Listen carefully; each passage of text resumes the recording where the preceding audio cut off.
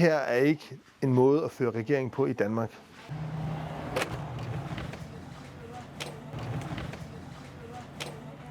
Da det står klart, at de vil afskaffe sukkerafgiften, der er det som om taget løfter sig her på bagspillerkreds. Vi bliver virkelig glade, og vi kan se, at det kommer til at have store påvirkninger på vores 26. Her har vi sådan noget, der skal til Stege, Viborg, Kolding har vi. Da vi skulle indberette da vi var små, der brugte vi 2 hele arbejdsdage, den 23. i hver måned og den 24. i hver måned, på bare at køre op, da vi skulle indberette. Sådan en batch her, der er det jo ikke sikkert, at der kommer 250 plader ud.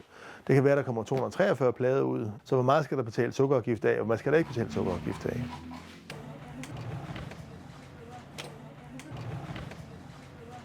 Så synes vi, det er klogt at lade være med at gennemføre den her nedsættelse af chokoladeafgiften. Jeg kan næsten ikke tro, at det er rigtigt, at man stiller nogen i udsigt noget, som de så planlægger hele deres økonomi, hele deres 2026 efter, og så trækker tæppet væk under dem. En eller anden fix idé, som han får midt i valgkampen. Vi er nu i april måned, og vi ved ikke, om vi skal betale sukkerafgifter til juli måned eller ej. Det kommer til at koste sandsynligvis desværre nogle fyringer. Vi har allerede måttet sende nogen hjem, fordi vi jo skal producere mindre til lager, end vi havde regnet med. Og det gør ondt.